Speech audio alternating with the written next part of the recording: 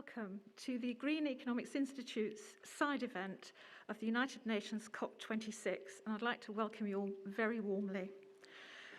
The Green Economics Institute provides and aims for one of the most diverse of the delegations at COP, and our narrative has always been to include everyone on the planet, nature, other species, and particularly women, Indigenous groups, feminist, diverse, and intersectional people. Not as people we talk to or about, but they are on our board, they are part of what we do. And today, our side event will be different to other side events. It'll be more ambitious because we have a lot of speakers and they are voices. Voices from the world, voices from the global south, voices from Indigenous groups, and voices from all sorts of walks of life. And so it will be challenging and it will be enjoyable.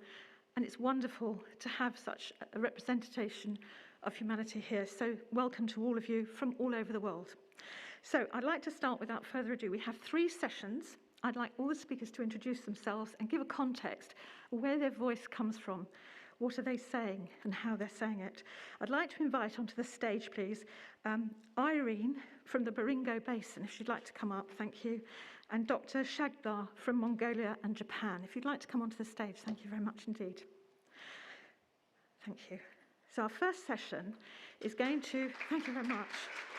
If you'd like to come up. Our first section will be where we listen to and hear from Indigenous voices and voices that we don't normally hear, perhaps, at COP, so that we can get a different perspective, because it's only by listening and understanding we can understand what the protesters and others, and climate scientists, really want to say.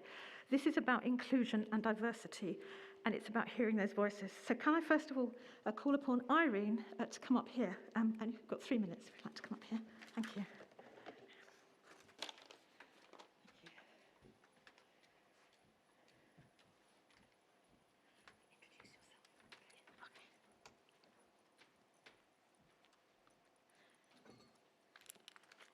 Hello, hi everyone. I'm Irene Lettinger, born in Coco Island, Baringo, Kenya. I'm community health officer, working in dispensary level and working with women in my community. Since I became a teenager, I realized there are many cultural traditions that needed to be changed in my community. So I dedicated my life to inform and educate women and girls about sexual and reproductive health rights through the Little Big project and my career. And I'm very humble to work with my community and give them information. This is because as a woman, a young leader, there are many challenges faced by Indigenous women. That's why I dedicated myself to work with them to give information so that at least they will be in right track. So I believe that, to me, the message I want to give you guys is that there is no climate future without Indigenous people. Thank you so much and be blessed.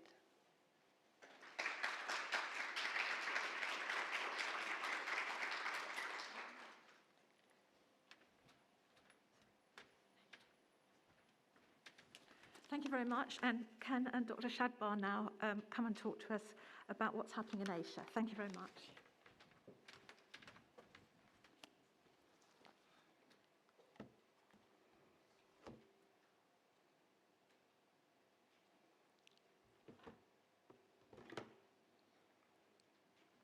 Good morning to everybody in the room here and to everybody who is watching us online today. So my name is DrEnkhbayar. I'm a senior research fellow at Economic Research Institute for Northeast Asia. We are located in Japan. And today I'm excited to present and to share with you information on breakthrough technologies that would redirect the course of discussions we are having at climate change meetings so far. Our institute is located in Niigata city of Japan, and we focus on the economies in Northeast Asia, and our research area include transport, energy, and environment, among others. We also promote local-to-local business exchanges in the region. As we all know, the energy is vital for economies to develop and maintain our livelihoods, and transport is also indispensable for the people and goods to move in this interconnected world.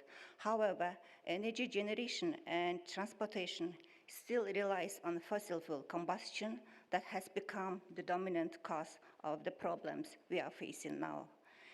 Energy accounted for almost 80% of global greenhouse gas emissions in 2018, and this share was even higher for Northeast Asia, equaling 85%. Mitigation of greenhouse gas emissions has been on global agenda for almost 3 decades, and Northeast Asia was not an exception.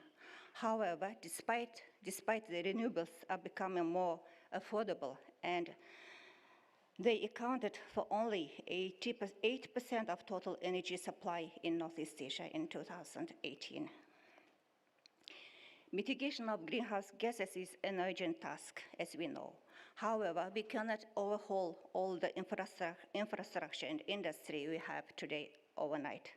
Destroying is easy, but rebuilding is difficult. Mongolia, which is my home country, is a classic witness of this phenomena. 3 decades ago, Mongolia practiced a shock therapy transition from a planned economy to a market-oriented one. And the industries, along with value chains that have been built by that time, have been destroyed almost overnight in a hope for building better ones. However, Mongolia still awaits its new industries to emerge, and the economy virtually become dependent on natural resources. The coal is the only affordable source for electricity and heating in Mongolia, and it would be quite challenging for the country to phase out coal in line with global trend immediately, whereas the country needs additional capacities to cope with its energy demand. But good news is that the science and technology are with us, and they are becoming increasingly available and affordable, offering tremendous opportunities for every country, including Mongolia. So I'm pleased to introduce here today two latest technologies developed in Japan. These are the cold plasma filter, which can be the technology developed using the cold plasma that can potentially decompose carbon dioxide into carbon and release only oxygen into the atmosphere. And affordability, low cost, and easiness of this technology can be applied in almost to every industries in this world. And the other one is, I'd like to introduce also a game-changing waste recycling technology. So with this it's not incinerator, it's a hydrolysis-based waste treatment, which can turn all the waste into valuables. So with this technology, we may, the word waste may eliminate from our vocabulary. Thank you very much. For more information, you can visit our virtual exhibition website and the links here. Thank you very much. Thank you so much. So we've got 2 minutes now to address the speakers. So would anybody like to ask some questions of our two very knowledgeable speakers here? Who would like to make some points? If you can keep them very brief so that we have lots of diversity in the questions. Who would like to say something or ask? Anybody like to ask? No? Yes, thank you. If you'd like to say who you are. Would you like? Right. Thank you very much. Thank you. Do say who you are. Start where you're from. I'm Liliana Popovska from Macedonia Green Institute. I want to ask about green cold plasma technology. When will it be applied in wider regions and in bigger measures?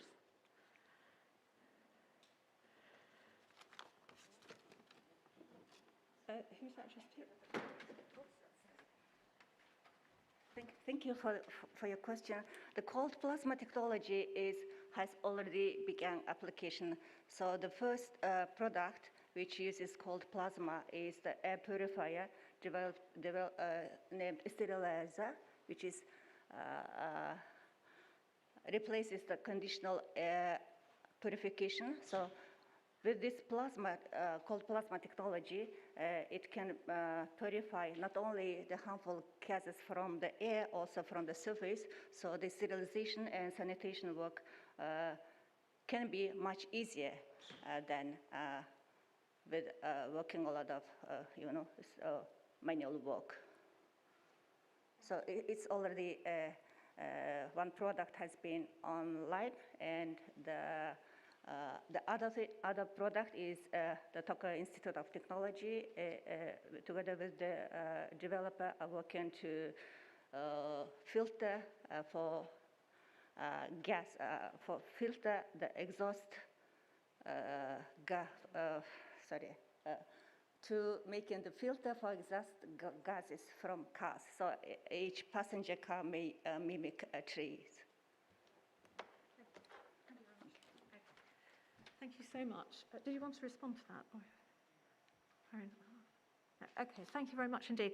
Can I thank the speakers very much and remind people that our ambition here today is to make sure that we press for a treaty that is inclusive, feminist, diverse, indigenous, and that is the most important thing about our delegation, and that's why we've been granted a delegation like this. So we really want to hear from as many voices as possible, which is quite ambitious. So can we thank the speakers very much for that session? Thank you. Okay, so if you'd like to go down there. Yeah. And can I now call for session 2 speakers to come up, please? And each speaker has 3 minutes for the whole part of their presentation. Just 3 minutes each. And the running order is, I'll call you up now. Dorothy, if you'd like to come up. Patrick Harvey, if you'd like to come up. Baroness Natalie Bennett, if you'd like to come up. Gabriella Souza. Joanna Alhazar, she's here. Lucy Wanjarai. Yeah, thank you very much indeed. So each speaker is asked to introduce themselves, because what we're trying to do here is to understand the context of global voices, because normally we don't hear from the marginalized and other groups, and so it's very important that we hear what they've got to say and that we see that we're one humanity, one global voice. So that's very important. So I'd like to ask each speaker to please introduce themselves from their background, what they do, and can you rigidly keep to 3 minutes so that we allow for all those voices? And I'm just going to do it in the same order as on the timetable. So could Dorothy start, please? Dorothy NulabegaFarmer. Thank you very much indeed. 3 minutes.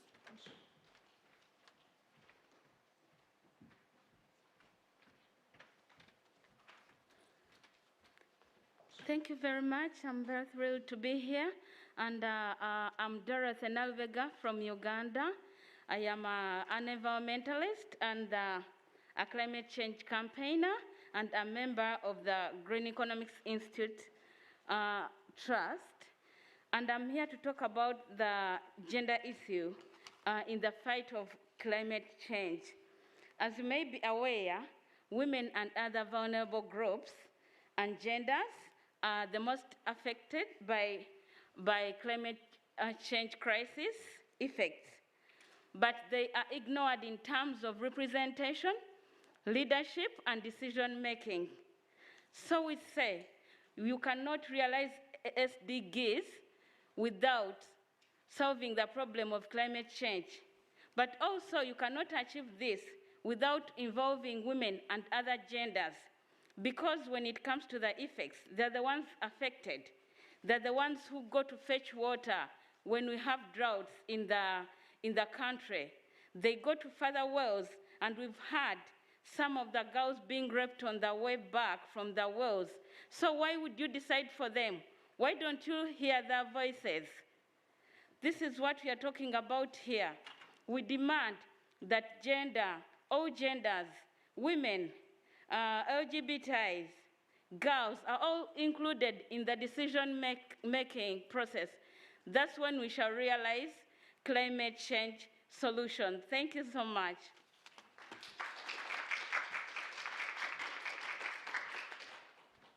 Absolutely right. It is very important to have those voices heard and those perspectives, otherwise we'll never solve the climate crisis. Yeah, can I call on Patrick Harvey now, thank you, to talk about other issues. I'm assuming it's all right to unmask at the podium. Okay, keep it on. All right. Well, thank you very much for the invitation to speak to you. I'm Patrick Harvey. I'm one of the newly appointed ministers in the Scottish Government from the Scottish Green Party. I'm also the member of the Scottish Parliament for Glasgow, so I'm very happy to welcome you all to Scotland, but also to my constituency. The run-up to this event, as Glasgow was preparing for this, we were very, very conscious that the COP itself has never been as inclusive as it should be.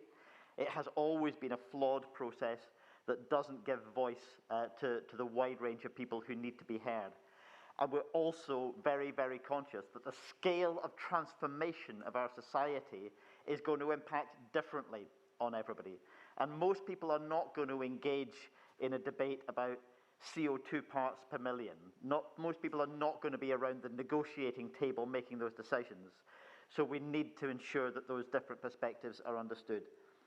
As one of the things that we did in Glasgow just the other night, my favourite example of trying to achieve a more inclusive programme of green activity around the COP was a Queer Greens event at a workers' co-op bar for the queer community in Glasgow. And it was one of the most lively discussions that I've been part of, and it did benefit hugely from the fact that people who often feel excluded from these discussions felt heard, felt seen, felt understood, and could share with each other. Scotland's Parliament was created by a campaign, one of whose slogans was "Share power with the people." We didn't just want a Parliament that would hold power inside a building, but sharing it actively with the people. And the most recent example of this has been a Climate Citizens' Assembly. In the last Climate Change Act, the Greens got an amendment to have a Citizens' Assembly on climate to cut through the party politics and to ensure that the widest range of voices are heard. Young people, old people, the Children's Parliament took part, people with different economic relationships to oil and gas, people with different caring responsibilities. And I think that's one of the most important things that we can do here in Scotland, and hopefully with many of you in other parts of the world, is find new creative ways to share power with the people. Because if we're going to make the changes that are required, they have to be done in a way that is informed by every perspective within our society. So thank you very much once again for the invitation to speak. Thank you so much, Patrick. That means a lot to us because we actually launched the Green Economics Institute in the Scottish Parliament. So it's really nice to think that those voices are continuing to be heard. Thank you. So can I now call on Baroness Natalie Bennett to talk about extractive systems and exploitative systems, how this plays out in the real world, supply chains, etc. Thank you very much indeed. Well, thank you very much. And of course, you're allowed to call me Baroness once only. After that, it's definitely Natalie. That title comes from being a Green Party member of the House of Lords in the UK.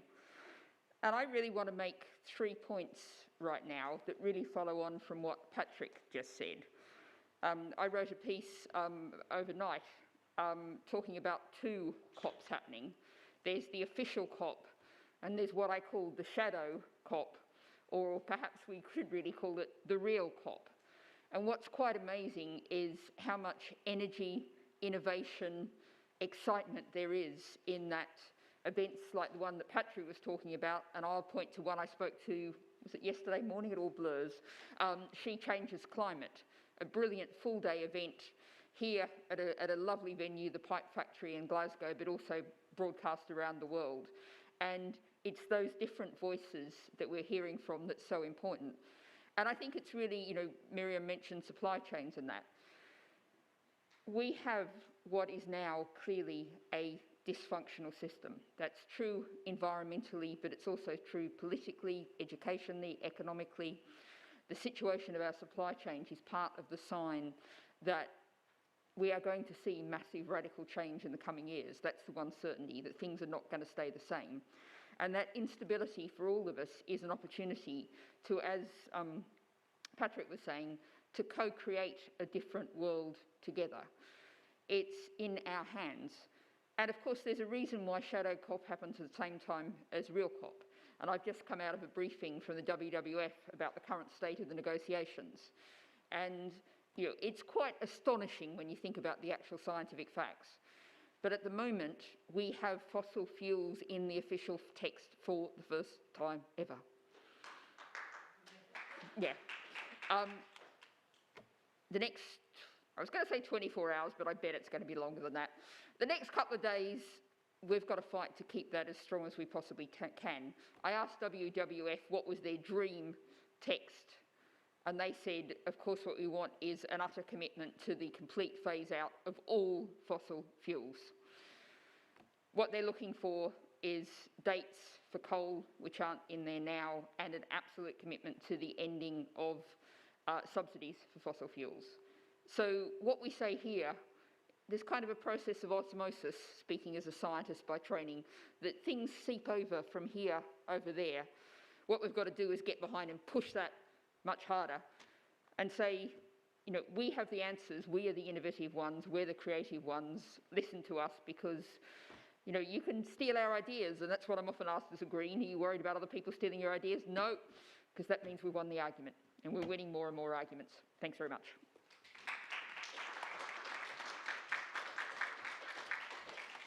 Thank you very much indeed.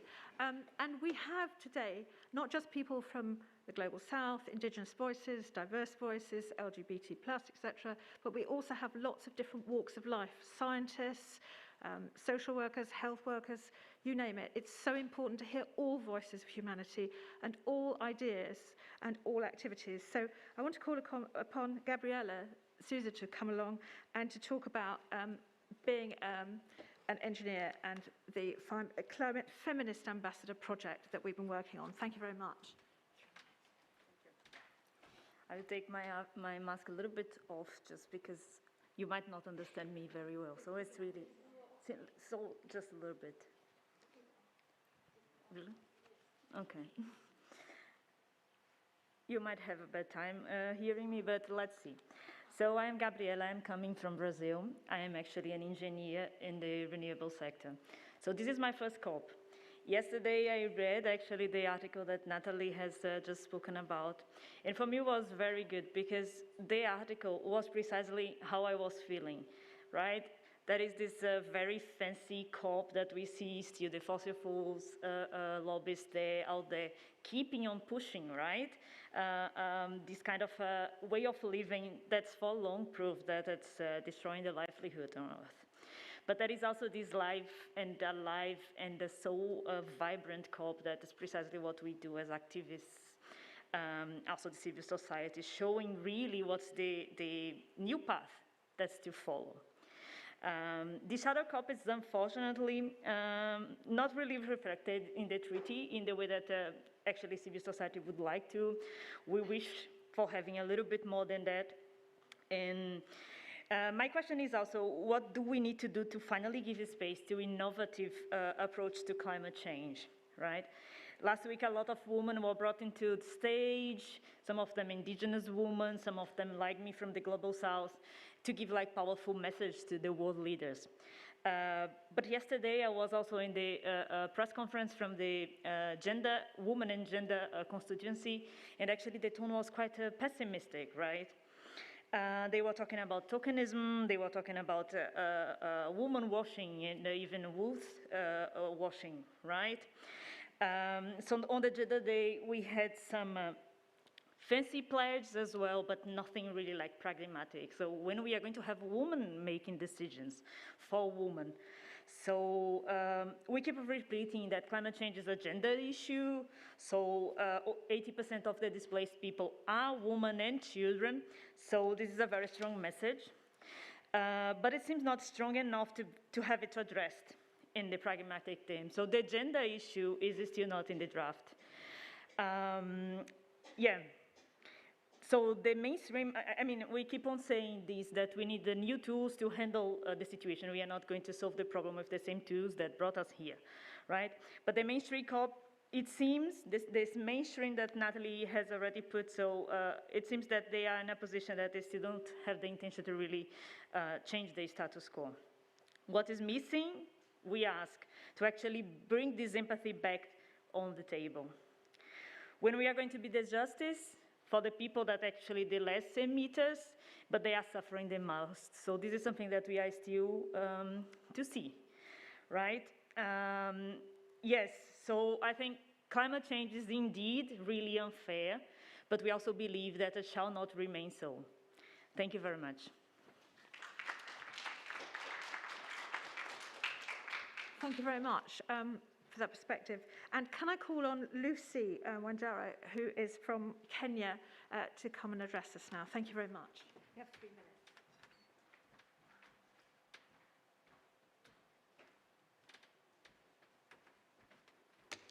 Thank you very much. I am Lucy Wanjiro from Kenya.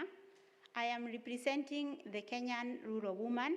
I work as a community worker. And I am here to talk on behalf of the voiceless woman from the village. The reason as to why I am here is because the rural woman is so much contributing into climate change. How are they contributing into climate change? They are involved in deforestation because they rely mainly on use of wood for fuel, and therefore they are contributing so much. They are also involved in overcultivation and overgrazing, and therefore you find that they are polluting the soil. At the same time, the soil is becoming vulnerable to erosion, and it is being eroded into the water bodies. And therefore you find that I come from the highland parts of Kenya, which is regarded as the high potential areas. But at the same time, when we expose the soil to a lot of erosion, then it means that we are affecting the marine life. We are also affecting the human life who are living in the lowlands. So how do we mitigate this? We mitigate this through empowering the Kenyan woman or the rural woman, through educating them on good environmental use. And therefore, you equip them with skills that will enable them to be able to do organic farming, sustainable agriculture, and agroecological agriculture. Through that way, you will help to minimize the risk on climate change. Also, when we have the women working or being educated, and then they are working from their environment, you will find that we minimize rural-urban migration, and we need the women in the rural areas. Therefore, I would feel that we need to have the woman represented in all the decision making when we are planning and even when we are implementing the decision made. Because we might involve them in the decision making, but if we don't involve them in the implementation, then it means that it will be implemented by somebody else who was not involved in the decision making. And therefore, the rural woman might not be represented, and that is what we are calling the voiceless person from the grassroots. And we need the voiceless to be heard. We need to raise the flag for the voiceless and for the less privileged and for the downtrodden person. Therefore, I am here to represent that person, and I believe that whatever I'm going to talk about from the rural area that I come from will be captured in COP26, which is my first COP to participate in, and I feel privileged and advantaged to be here. Thank you very much.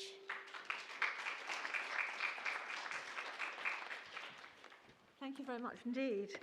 So that was the presentation, very interesting and very diverse group of speakers putting forward that we must include intersectionality, feminist perspectives, diversity, and the global south equally.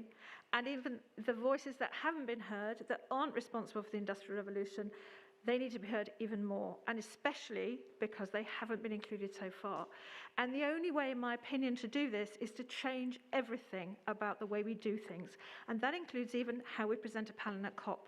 It's fine to have 2 or 3 speakers that everybody knows about, that's famous, but actually it's really important that we don't do that, that we actually go the extra mile, that we have diversity, that we have diversity in our speakers, and that actually it's a bit more uncomfortable to do that, and it might be a bit more messy, but that way the world is messy, and there are lots of voices that haven't been heard with the slick presentations of the kind of thing in the past, with sort of homogenized types of speakers.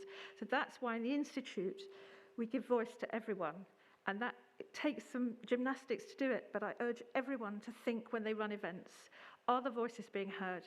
It's a bit more difficult, a bit more challenging, but it really gives a much better result. So can I ask participants, if they'd now like to pose some questions? We've got 3 minutes for questions and discussion from the floor. If you would like to ask some questions for this session, please do so. If you put your hand up, and they can bring you the microphone or tell you where to stand. Thank you. Who would like to make comments or ask questions to our wonderful speakers? Thank you. Anybody like to say something? Yes, thank you. If you'd like to go to the microphone.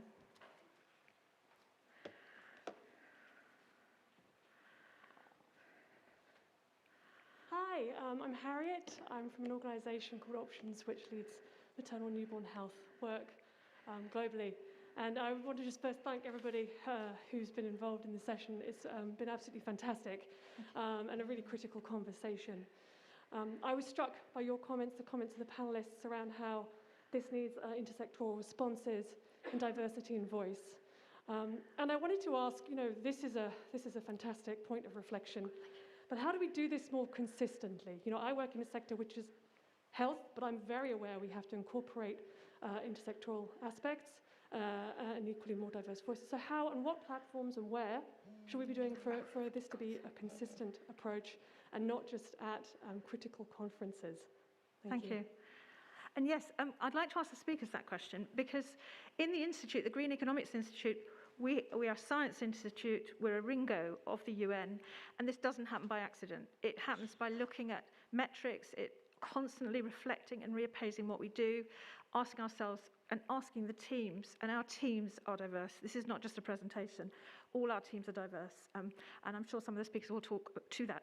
So can I ask people on the platform if they'd like to, if people would like to comment on that? Anyone like to perhaps come to the podium and respond to that? Because I think particularly Dorothy, if you wanted to talk to that, or oh, you've got a microphone. Yes, thank you. Yeah, so maybe I could answer on that. So I think the thing with diversity is something that a lot of organizations also are suffering, to have a meaningful diversity group in their workforce and so on, because a lot of what has been done actually has more to do with tokenism and so on, like to take a picture or to show that you have diversity, but you don't have real inclusion. So I think rather than thinking about diversity only, we should really think about inclusion. So you need to give voice, but you need to give voice and to hear those voices, right? It's not only about to put people to speak and to have a beautiful and diverse group, but you need to think about inclusion, and inclusion is a little bit further. It's really to engage, it's really to understand different perspectives, and also understand that the world is messy, like Miriam has said, and we need also to embrace this, right? So when we think that we need to have inclusion and people should actually adapt to your way of living, way of thinking, you are not really thinking about inclusion. So I think this is how I feel about this topic of diversity and inclusion. It should go beyond of having a diverse group of people. Thank you. Who else would like to speak to that? Yes, Natalie, would you like to speak to that? Yeah, thank you. Okay. I was actually at an event yesterday, I think, the days all blur. What was a very good group, the Inter-Academy Partnership on Health, and they gave a very good series of senior professors, mostly male, talking about public health perspective and the climate emergency and the Sustainable Development Goals. It was all very good. It was a hugely missing perspective from most elements of COP. You know, there's a real lack of intersectionality of health and climate emergency in many areas. And indeed, they were very good on issues around pregnancy and fertility, which is something I hadn't thought a great deal about. But they were talking about the determinants of health. And far too often when people talk about health, they mean some shiny new machine to treat cancer. Or, some amazing new technique to deal with someone who's had a stroke, rather than talking about preventing the stroke or preventing the cancer, and that public health approach. But one of the determinants of health that I think is not talked about enough is power and control over your own life. And, that was what was really lacking from that session, was any sense. They were looking at some really poor people who've got some terrible lives and concluding how terrible it was, but they weren't listening to them or hearing them, and that was a really missing perspective. So if we think about a determinant of health as being control, power, being heard, and those voices being acted on, then I think we need to weave that into the health agenda. Thank you. Would the other speakers like to comment on that, please? Yeah.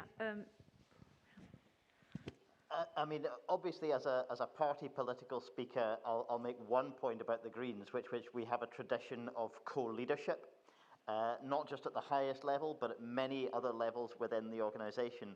And so I think that's a really good way of demonstrating to other organisations in business, in civil society, and in government that, again, sharing power rather than a winner-takes-all mentality is important. And the final thing is there's something about celebrating when we do this well. When we do it well, when we get good, inclusive, participative engagement, when people are happy about the results, celebrating that can encourage many, many more people to demand it and to expect it and to expect that it should become normal. So we need to celebrate when we do it well, not just criticise when we do it badly. Can I also add that in the context of COP, it's really interesting to look at its journey. So when I went to COP 15 in 2009 in Copenhagen, really people in civil society didn't expect to have a seat at the table. They wanted one, but if you got a delegation, there's perhaps one person there, and very often they were paid for by the multinationals. And actually, over that time, after that COP, things changed, the world changed, and all the global conferences, there was an expectation that actually civil society must have a seat, needs to have a seat, and is part of that dialogue. So actually, we often think perhaps that COPs are slow, they're a bit cumbersome, but if you look at what there is here and the celebration of all those people together, and it is known now within the COP that the protesters and the activists are an absolutely integral part of pushing. If you listen to Obama's speech, and we knew that because we've been working in that area, those governments, if people don't vote for a progressive government, it's very hard for the UN then, as a collection of states, it's the United Nations, to be able to offer something progressive. So people, the public, need to understand that when they vote and when they put their governments in, that government will reflect what it pushes in the United Nations. And then we have the celebration together here of all the different states, all the different nations. So it's very, very important that we understand our key role in making the UN work well. We need to push from the outside, we need to push from the inside, we need to celebrate massively the diversity and the beauty that is the United Nations. It is a truly wonderful thing, and we need to use it well and respect it, I think, and love it. So can I ask you, the other two speakers who haven't said something, could you just comment about diversity and how it works? The methods that we use, maybe? I don't know if Dorothy would like to comment on that, what we do in the Trust to make it diverse.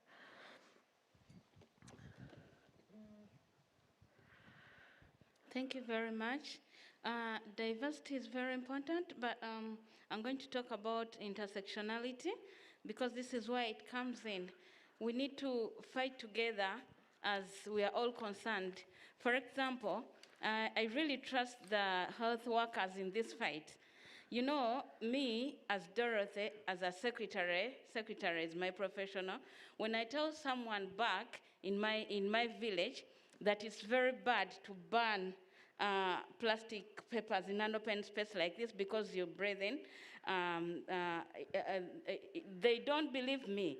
But if they come to you as a health worker and you tell them how bad it is, and you tell them those, how the air is polluted, you tell them about clean air, they'll believe you. So I ask you, the health workers, to fight with us, activists, to put in action these things. And also, at the point of intersectionality, we need to fight.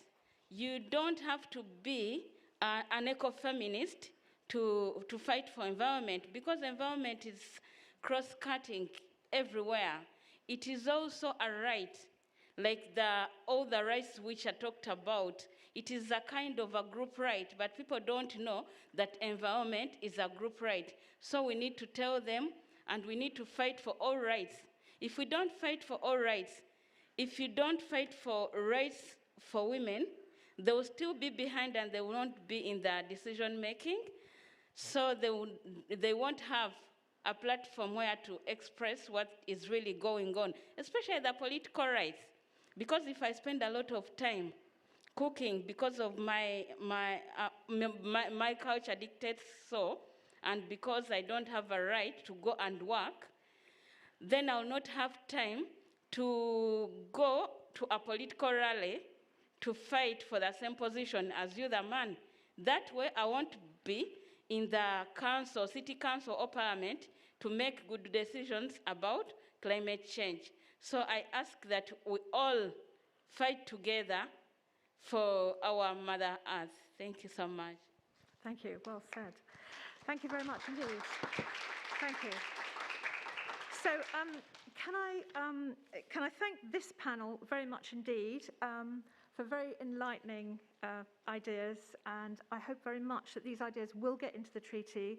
If you meet people from the parties, from the countries today, make sure they understand that actually, if we don't have inclusion and diversity, we will not get the climate treaty we want, and we won't save the climate, and we won't save biodiversity. We have to. I always say equity is the price of survival.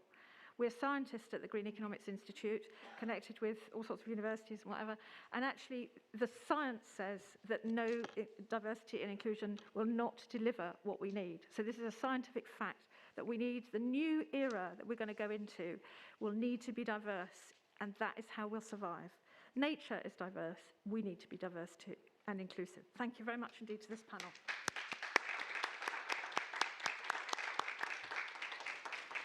Okay, so our final panel is going to be looking at the practicals of this. So we're going to look at loss and damage in the COP26 treaty for the Global South.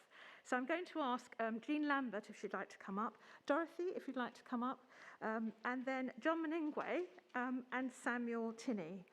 So again, different perspectives on this question of diversity, inclusion, and the Global South, and other voices that quite often just don't get heard and which need to be heard. Thank you very much. And each speaker will get 3 minutes.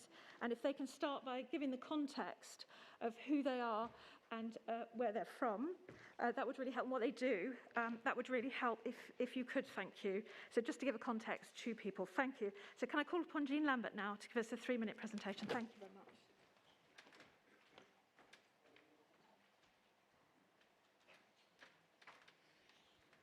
Hi, I'm JeanLambert. I'm from the UK. I am not part of the government mechanism for this event, I'm very pleased to say. My background firstly as a teacher, and then secondly as a politician and a former member of the European Parliament. And I've also realised that of all of the people on the panel today, I'm probably the oldest. So that's another of the voices. That I was asked to say a bit about loss and damage, but I wanted to start by saying that if the lines on fossil fuels stay in this final text, that is already a real move forward, with as much detail in there as we can get. But if you are not talking about one of the primary thing that we're trying to deal with, actually in the text that's supposed to be dealing with it, this seems to me, and I'm sure to many others, to be totally barking, you know, and an absolutely essential thing that we need to do. There's also been a lot of talk, not surprisingly, about money, because money and the economic system are also a very big part, of course, of why we're in the mess we're in. And we're already aware that the promised monies, this mythical 100 billion dealing with mitigation, adaptation, hasn't actually made its way forward in the way that it should have done. Fine promises, but, you know, missing. And that there's even an imbalance in the way in which that is being given in terms of the majority for mitigation and less for adaptation. But loss and damage, of course, is the missing part of this funding package.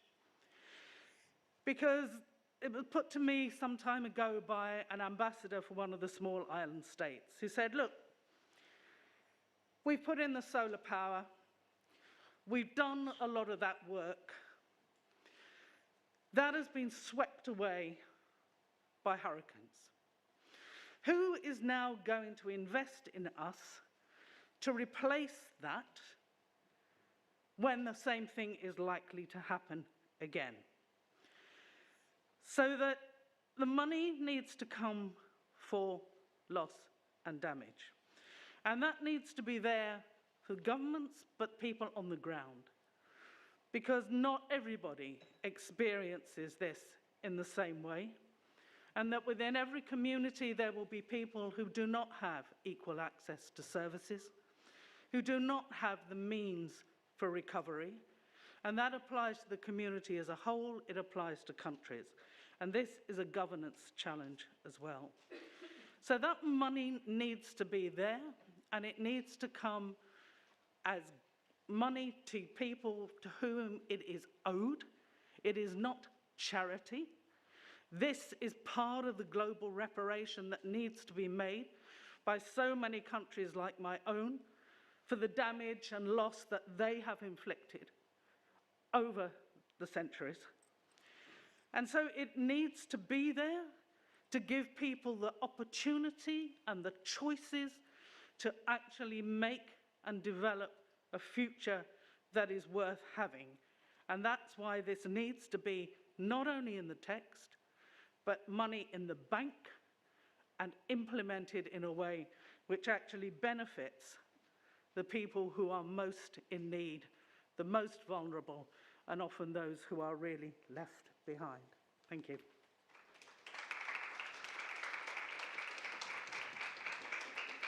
Yes, and this it was 100 billion, and now people are asking for 600 billion as the costs of climate change get worse and worse. As we know from the Stern Review, the longer you leave it, the more expensive it becomes. So can I call upon Dorothy to address us on loss and damage, if that would be okay for 3 minutes. Thank you.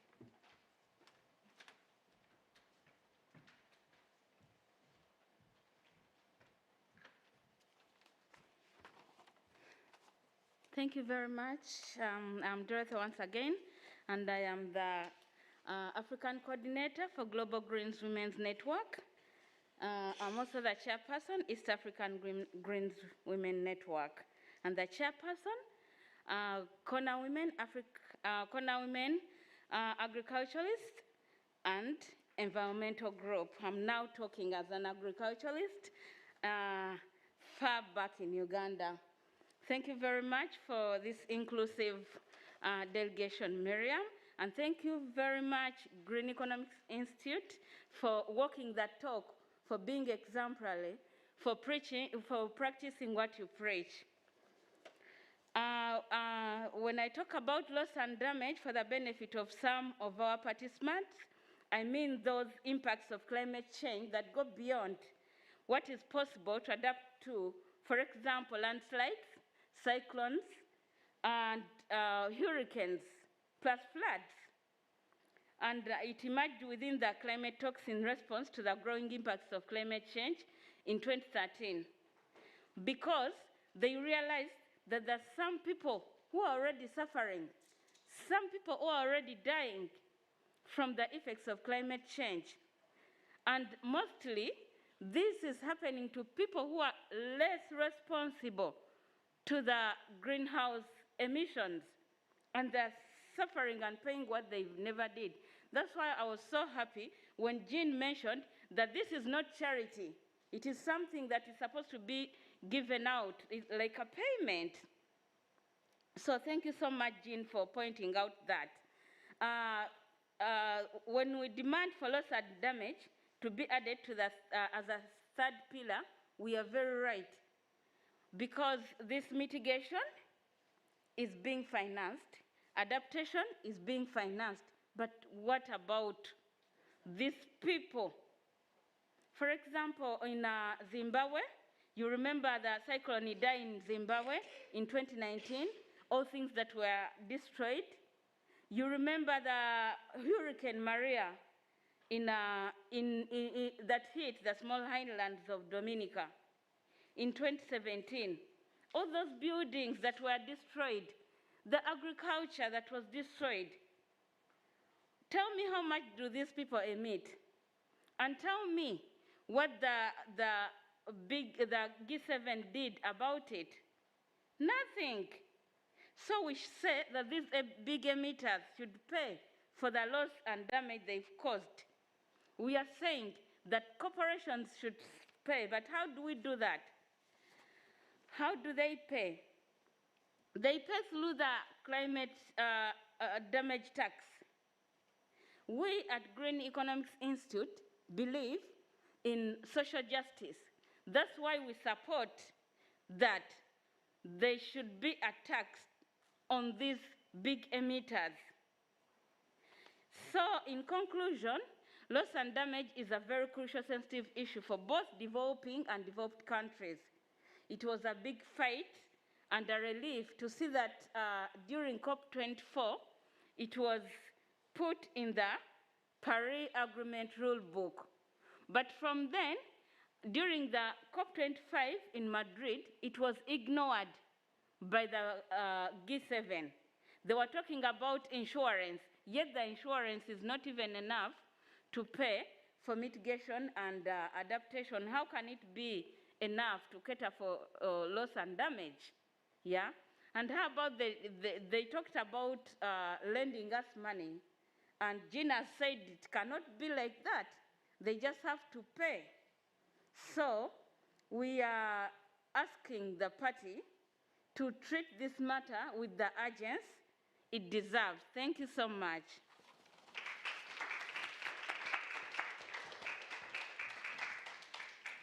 And it is all about sharing technology, about sharing knowledge, sharing power, and that costs money, and that needs to be shared. So can I call upon our last speaker here, or actually, Samuel Tinney, to talk about his perspective. Thank you.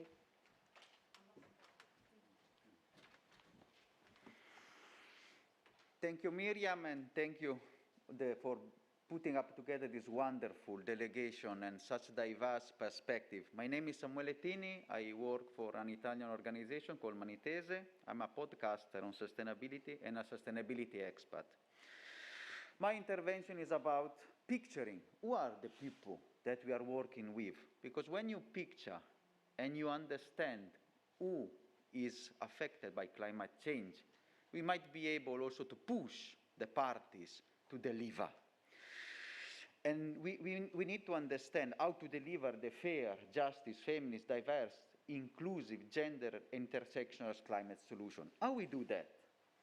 We do that bringing in the teams my expertise and the expertise from the people, bringing the science, the diversity, and really going to deliver solution for the people.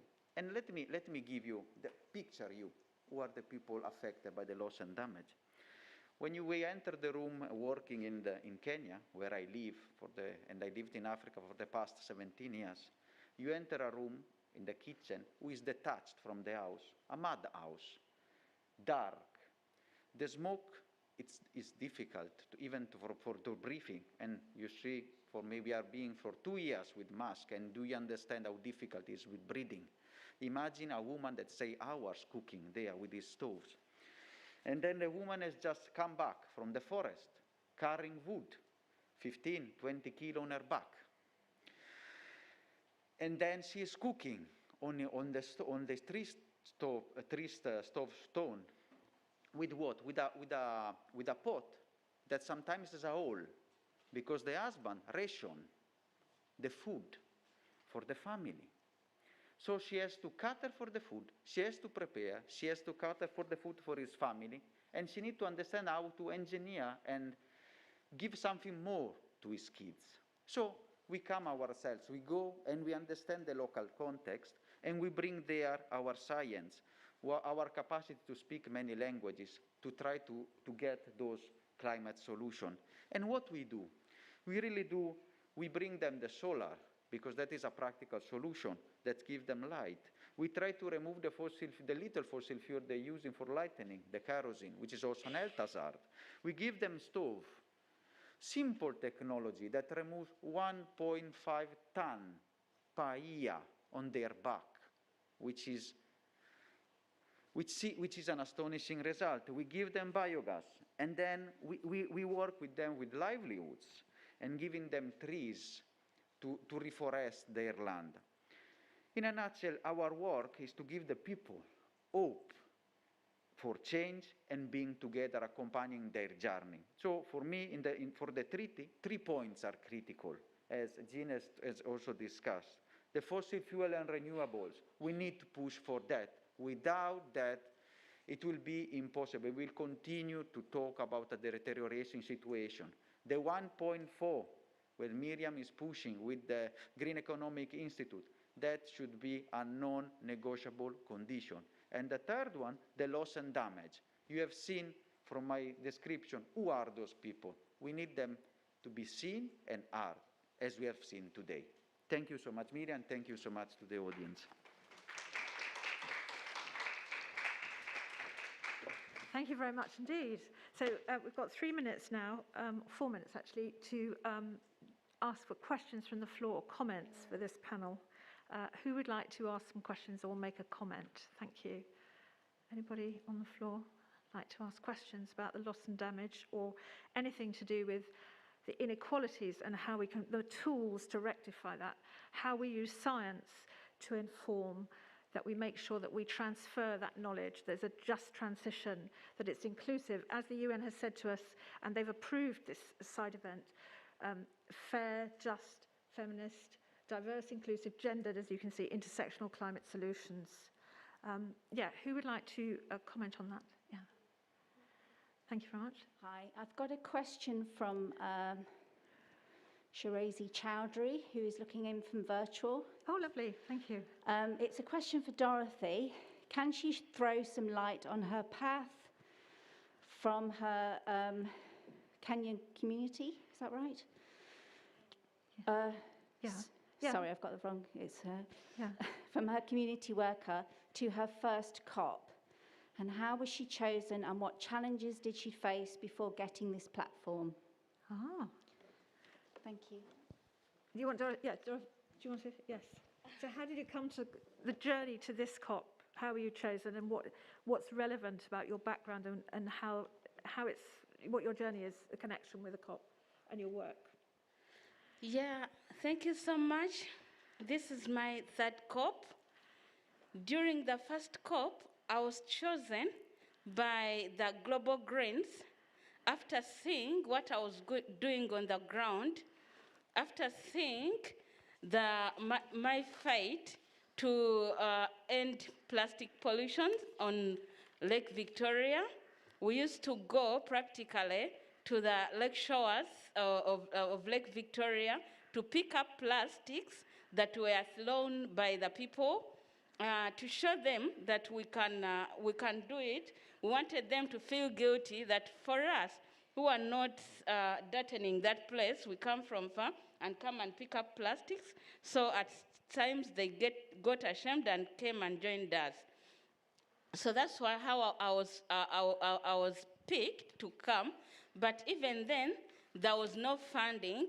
I got help from people. She's now a member of parliament in the German Bundestag. She's called Catherine. She tried to raise for me funds to come to COP. And so I felt the urge to do more. When I went back, I said I should walk the talk. I said I should not just come and sit in COP and talk and then don't be exemplary. I went back and started a community-based organization called Kona Women Agriculturists and Environmental Group. I wanted to start with the community on the lower ground to be practical. So I have a group of 30 women, and they've divided themselves into other groups in the district of Wakiso. We make briquettes. Briquettes are an alternative of charcoal. In Uganda, we mainly use charcoal and firewood to cook. But that means we have to cut trees. And here we are talking about, protecting our forests. So we started that, which we use waste like banana peels. And that's what we use and show people how to use it and go on preaching about that in our villages. I don't know whether I answered the question well, but that's how I got here. Yeah.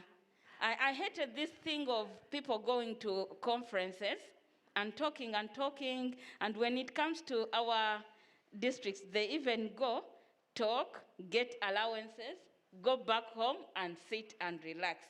I wanted to be practical. Thank you so much. Can I also say that it was very important for us as a science organisation to choose people in our delegation that had already delivered. And I know a lot of the universities do that we don't take chances. People who've already delivered good, intersectional, diverse work for the Institute are the people that we select for our delegation. And then we have a huge long queue for that, and it's really important to do that. I'm just wondering now, if I think we've got a quarter of an hour left, perhaps if the team can confirm that. I wonder if we can have just a summary. So can I suggest that we just, if this platform would like to go down, and then I'm just going to choose some from each of the sessions. Yes, can we clap and say thank you so much? That's very, very kind, very good work.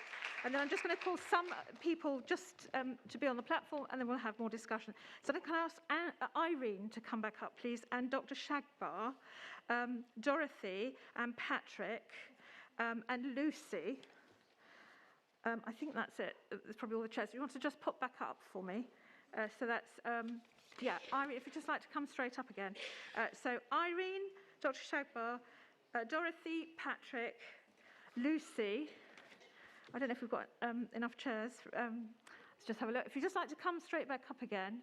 And have we got room for, let's just see, how many have we got there? How many is that? 1, 2, 3. And would Harriet like to come as well, if we've got a spare chair? Yes, Harriet, would you like to come up? You want to come and speak? You don't have to, but you can. Yeah, Dorothy and Harriet, yeah. Has that used all the chairs up? Lovely, thank you. Okay, so now, would you like to ask some more questions or make some more comments? Thank you. So, but if you'd like to speak from the floor, that's fine, okay. Sorry to be. All right, yes, sorry, because we haven't got enough chairs. Otherwise, I'd love to have you up here. Yes, okay. From the floor then, thank you. The lady over there, would you like to take to the... Thank you for coming up. Yeah, thank you very much indeed. If you'd like to ask a question or make a point. So we've got actually, we've got 10 minutes for discussion now. Hello, I am Eva-Sofine Jacquemart from the Green European Foundation and the Polish Green Foundation Strefa Zieleni. My question is about nature, because we are speaking about climate change, but we know that our activity is based on exploitation of nature and everything is connected.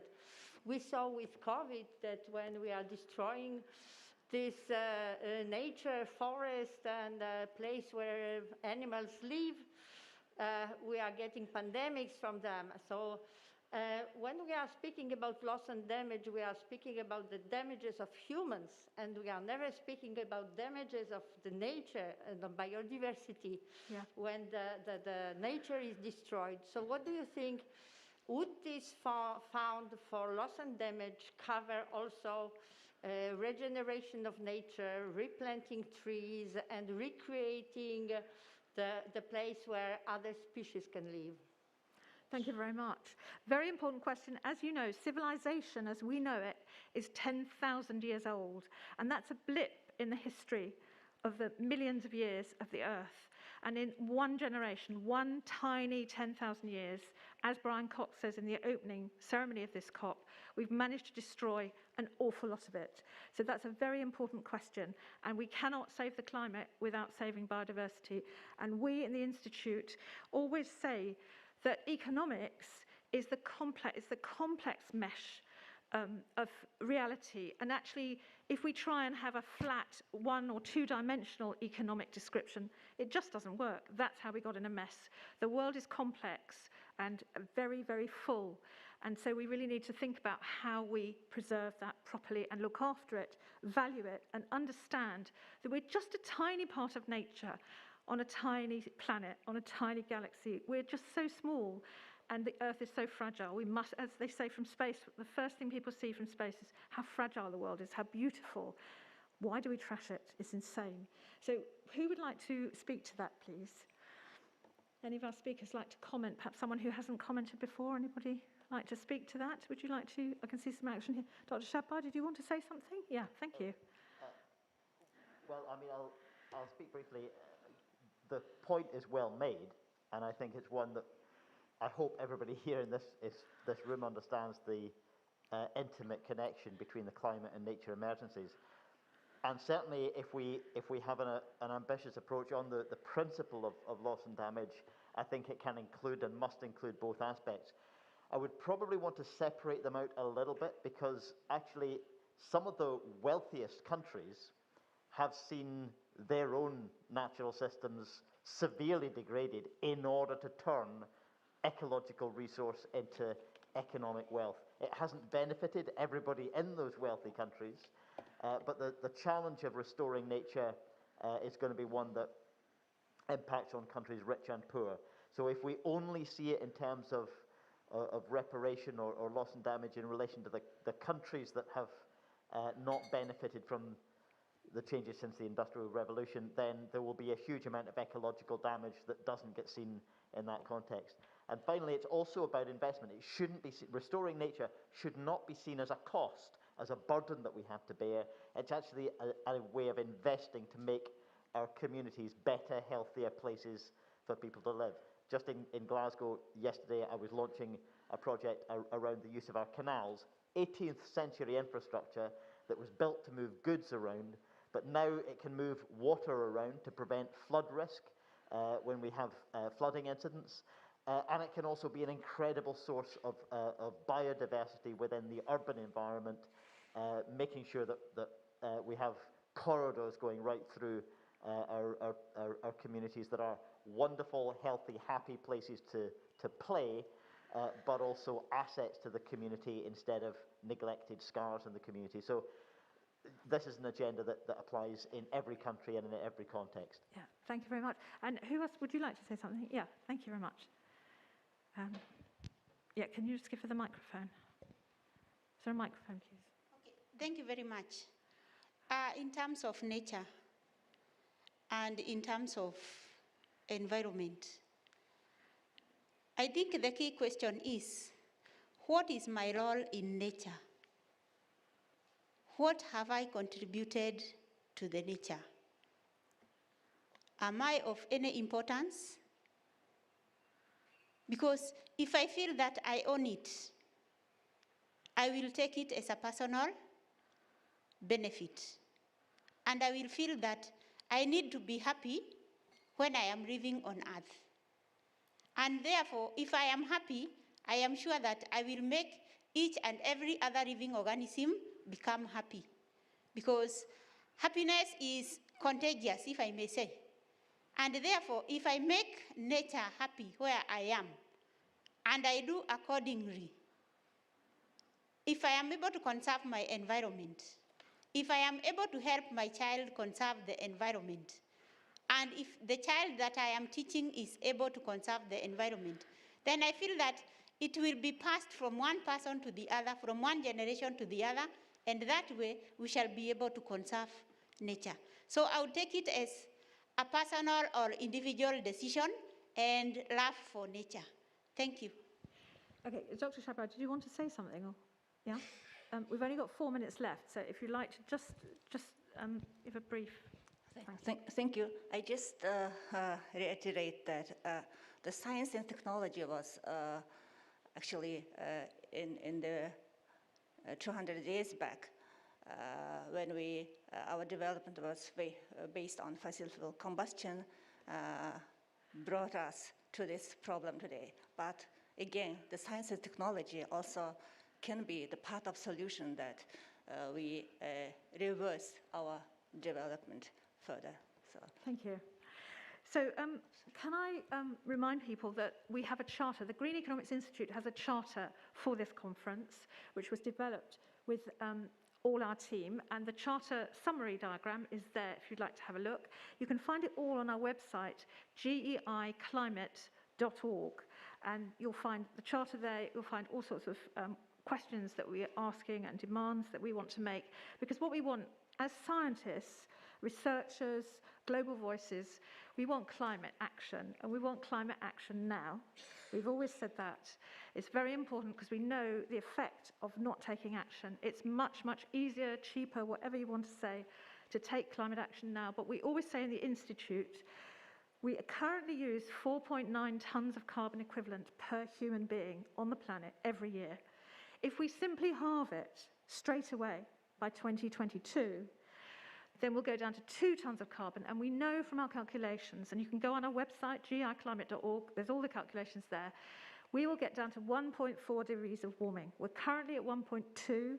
We're using 414 parts per million of carbon in the atmosphere at the moment, and it's far too high. It's off the scale. So we need to halve our carbon. Every single person after this side event, do go home and do your carbon checker. Try and reduce your carbon footprint. Choose however you want to do it. Do a carbon checker. Get it down 10% every month. And let's all halve our carbon by 2022. Meet the Paris Agreement. Stop fossil fuels. We need to ban them. We don't need fossil fuels anymore. We need to move immediately to renewables by the end of next year. I know we can do it, and there is a mood outside the conference, and there's actually a mood inside the conference. We did it at Paris. We got 1.5 in the treaty. We're going to do it this time.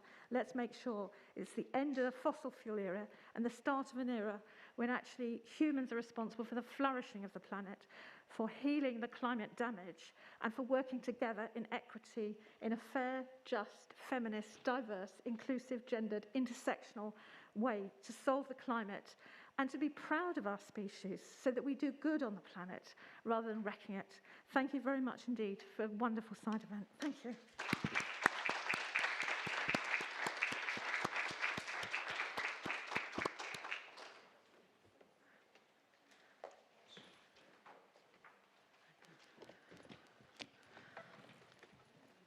Can we thank our speakers also very, very, very much indeed? They were